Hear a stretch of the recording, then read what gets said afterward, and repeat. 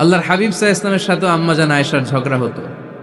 মজার একটা হাদিস শুনেন, সহিহ বুখারীর হাদিস, মুসনাদে আহমদ ইবনে হাম্বলও এসেছে এই হাদিসটা। আম্মাজান আয়েশার সাথে ঝগড়ার পর আম্মাজান আয়েশাও রাগ, আল্লাহ রাসূল সাল্লাল্লাহু আলাইহি ওয়াসাল্লামও রাগ। এখন রাগ মিটানোর দরকার আছে না নাই? আল্লাহ রাসূল সাল্লাল্লাহু আলাইহি ওয়াসাল্লাম বললেন, আয়েশা চলো মিটমাট করে ফেলি। সুবহানাল্লাহ কইবেন না? চলো মিটমাট করি। তো কারে ডাকবো মিটমাটার জন্য? ওমর রে ডাকি। আম্মাজান আয়েশা বলে, না, ওমর গলিজ, ওমর খুব মেজাজ ওয়ালা, আমার ডর লাগে। তোমার আব্বারে ডাকি। আব্বারে ডাকেন, আব্বারে ডাকেন। খুশি হয়ে গেছেন আম্মাজান আয়েশা রাদিয়াল্লাহু। আবু বকর রাদিয়াল্লাহু চলে আসলেন, দাঁড়ালেন। এবার বিষ্ণু সাল্লাল্লাহু আলাইহি ওয়াসাল্লাম বললেন, তাতাকাল্লিমিন আও আতাকাল্লাম, কি ঘটছে আমাদের মাঝে, তুমি বলবা না আমি বলবো? আম্মাজান আয়েশা বললেন, তাতাকাল্লামু আনতা ওয়ালা তাকুল ইল্লা হাক্কান, আপনিই বলেন তবে সত্য ছাড়া মিথ্যা বলেন না। আবু বকর রাদিয়াল্লাহু তাআলা আনহু শুনে রেগে গেলেন, কি এ কেমন কথা তোমার? নবীকে উদ্দেশ্য করে তুমি বলছো সত্য ছাড়া মিথ্যা বলবেন না, নবী কখনো মিথ্যা বলবে নাকি? রেগে মেয়ের গায়ে মেরেছে এক চর খেয়ে আম্মাজান আয়েশা উল্টে পড়ে গেলেন। সাইয়েদনা আবু বকর রাদিয়াল্লাহু তাআলা আনহু রেগে গড়গড় করতে লাগলেন, আবার মারার জন্য উদ্যত হলেন। আম্মাজান আয়েশা রাদিয়াল্লাহু তাআলা আনহু বাঁচার জন্য এবার বিশ্বনবীর পিছনে যে আশ্রয় নিলেন। সুবহানাল্লাহ পড়বেন না? বিশ্বনবী সাইয়েদনা আবু বকরের সামনে দুই হাত মেলে ভেবে দাঁড়িয়ে গেলেন। আল্লাহর হাবিব যখন আম্মাজান আয়েশাকে বাঁচানোর জন্য দুই হাত উঁচু করে দাঁড়িয়ে গেলেন, সাইয়েদনা আবু বকর থেমে গেলেন। সাইয়েদনা আবু বকর এই পরিস্থিতি দেখে ঘর থেকে বের হয়ে ঘরের বাইরে দাঁড়ালেন। এবার আল্লাহর রাসূল সাল্লাল্লাহু আলাইহি ওয়াসাল্লাম আম্মাজান আয়েশাকে তুললেন, বললেন, ইয়া আয়েশা কাইফা রাআইতিনি আনকাসতুকি মিনার রাজুল, দেখলা নাকি কেমন করে আমি তোমার বাবার হাত থেকে তোমারে বাঁচালাম? আজকে আমি যদি সামনে দাঁড়িয়ে না বাঁচাতাম, তোমার বাবা তোমারে একেবারে মেরেই ফেলতো। সুবহানাল্লাহ পড়ে।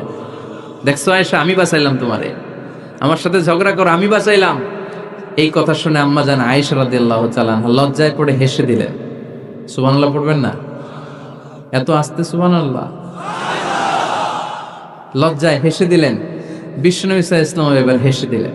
দুইজনের হাসাহাসি শুনে বাইরে থেকে আবু বকর রাদিয়াল্লাহু তাআলা আনহু হাসির আওয়াজ শুনে অবাক, কিরে এতক্ষণ যুদ্ধ এখন আবার হাসি কেন? হাসে দেখার জন্য সাইয়েদনা আবু বকর রাদিয়াল্লাহু তাআলা আনহু ঘরের ভেতরে ঢুকলেন। ঢুকে দেখেন আম্মাজান আয়েশাও হাসে, বিশ্বনবীও হাসে, সাইয়েদনা আবু বকরও হেসে দিলেন। আরশের উপর থেকে খুশি হয়ে গেলেন কে?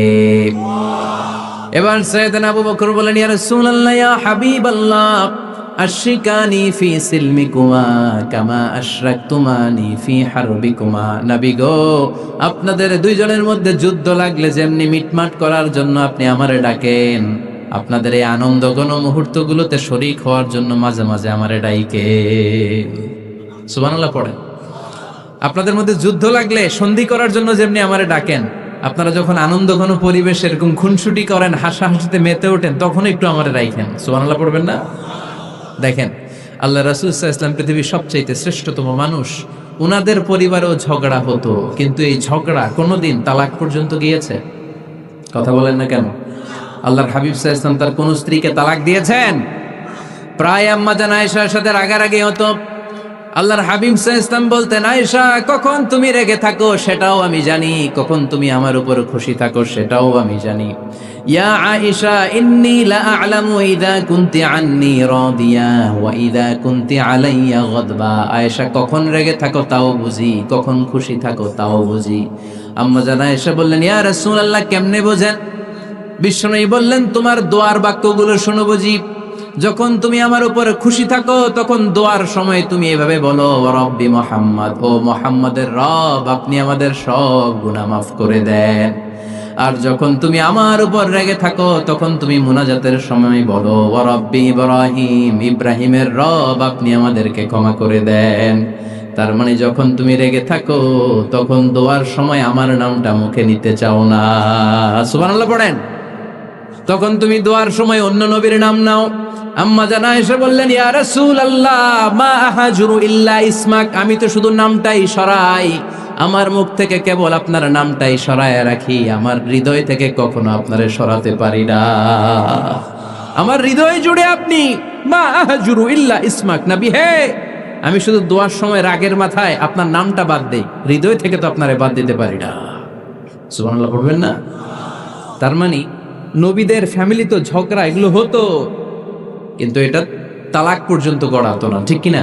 সহিহ মুসলিমে এসেছে, ইন্না ইবলিসা ইয়াদাউ আরশাহু আলাল মা। ইবলিস শয়তান তার সিংহাসন গেড়েছে সাগরের উপর। কোথায়? ইবলিসের সিংহাসন কোথায়? সাগরের উপর। সুম্মা ইয়াবআসু সারায়াহু, সে প্রতিদিন সকালবেলা তার সাঙ্গপাঙ্গরে গোটা পৃথিবীতে পাঠায়, যা পৃথিবীতে ফাসাদ সৃষ্টি কর, ফাসাদ সৃষ্টি কর। ইবলিস যখন সাঙ্গপাঙ্গদেরকে গোটা পৃথিবীতে ছড়িয়ে দেয়, সারাদিন ধোকা দেওয়ার পরে, ওয়াসওয়াসা দেওয়ার পরে, রাত্রিবেলা ইবলিসের কাছে ফিরে আসে, এসে বলে, ও ইবলিস, আমি আজকে আল্লাহর বান্দাদেরকে দিয়ে মিথ্যা কথা বলিয়েছি। ইবলিস বলে, এটা তো কোনো ব্যাপারই না, এগুলোই তো তোদের কাজ। আরেক শয়তান বলে, আমি ওজনে কম দিয়েছি একজনের মাধ্যমে বাজারে। ইবলিস বলে, এটাও তেমন বড় কোনো কাজ নয়। আরেকজন বলে, আমি সুদের ডিলিংস করিয়েছি। ইবলিস বলে, এটাও কোনো কাজ নয়। আরেক শয়তান বলে, আমি মদের আড্ডাখানায় নিয়ে মসজিদে যেতে নিয়েছিল, সেখান থেকে সরিয়ে মদের আড্ডাখানায় আল্লাহর বান্দাদেরকে নিয়েছি। ইবলিস বলে, এইটাও তেমন বড় কোনো কাজ নয়। আরেক শয়তান এসে বলে, মা তারাকতুহু হাত্তা ফাররাকতু বাইনাহু ওয়া বাইনা ইমরাআতিহি, আমি এক আল্লাহর বান্দার সাথে বান্দির ঝগড়া লাগিয়ে, ঝগড়া করাতে করাতে তালাক পর্যন্ত নিয়ে গিয়েছি। মা তারাকতুহু হাত্তা ফাররাকতু বাইনাহু ওয়া বাইনা ইমরাআতিহি, আমি এক ইমানদার পরিবারকে ধ্বংসের শেষ প্রান্তে নিয়ে গিয়েছি। সামান্য ঝগড়ার পরে আমি ওয়াসওয়াসা দিতে দিতে ঝগড়া বাড়াতে বাড়াতে তালাক পর্যন্ত নিয়েছি। ইবলিস বলে, শাবাশ, তুই তো কাজের মতো কাজ করেছিস, আমার কাছে আয়, আমার কাঁধে ওঠ। ইবলিস তখন ওই শয়তানকে কাঁধে নিয়ে নাচতে শুরু করে। নাউজুবিল্লাহ পড়বেন না? এজন্য ইমানদারদের সংসার ভেঙে খান খান হোক, এটা হলে ইবলিস খুশি, আর ইমানদারের পরিবার টিকে থাকলে আমার আল্লাহ খুশি। আমরা কার খুশি চাই? এজন্য শয়তানরে খুশি হতে দেয়া যাবে না। ইমানদারদের পরিবারগুলো ঝগড়ার মাধ্যমে ভেঙে যাক, সব সময় শয়তানের মিশন এটা। আর ইমানদারদের পরিবারগুলো টিকে থাক, এটা আমার আল্লাহ সব সময় চায়। সুবহানাল্লাহ পড়েন। এজন্য ঝগড়া করবেন না। এক স্বামী ওয়াজ শুনে বাড়িতে গেছে রাত 11টায়। তো বাড়ির কাছাকাছি যেতে না যেতে স্ত্রীর আবার স্বভাব হচ্ছে রাতের খাবারটা স্বামীর সাথে একসাথে খায়, আলাদা খায় না। তো বাড়ির সামনে যেই স্বামী ফোন দিছে ওয়াইফকে, এই শুরু করার আগে দরজাটা খোলো, আমি চলে আসছি। তো ওয়াইফ এসে দরজা খুলে দিস। এবার স্বামী ঘরে ঢুকে বলে, শুরু করার আগে রাতের খাবারটা দিয়ে দাও টেবিলে, খেয়ে ফেলি। স্ত্রী বেচারি ডাইনিং টেবিলে খাবার দিয়েছে, হাজব্যান্ড বেচারা ওয়াশরুম থেকে ফ্রেশ হয়ে ডাইনিং টেবিলে বসেছে, স্ত্রীও বসেছে। তো খুব বড্ড গরম। হাজব্যান্ড বলে, শুরু করার আগে ফ্যানটা ছাড়ো। এইবার তো স্ত্রী বেচারি রেগে মেগে আগুন, কি আসার পর থেকে শুরু করার আগে, শুরু করার আগে, কি শুরু করার আগে? হাজব্যান্ড বলে, এই তো শুরু হয়ে গেল। মানে কি? ঝগড়া। মানে কি? ঝগড়া। প্রিয় ভাইয়েরা, ঝগড়া করবেন না। স্বামী রেগে গেলে স্ত্রী চুপ থাকবেন, স্ত্রী রেগে গেলে স্বামী চুপ থাকবেন। তাহলে এখন থেকে আমাদের এই স্লোগান নিতে হবে যে ঝগড়া করলেও আমরা ডিভোর্সের দিকে যাব না। পারা যাবে? আর একজন রেগে গেলে আরেকজনকে চুপ থাকতে হবে। ভাবি রেগে গেলে আপনি চুপ, পারবেন? পারবেন না? ইনশাআল্লাহ।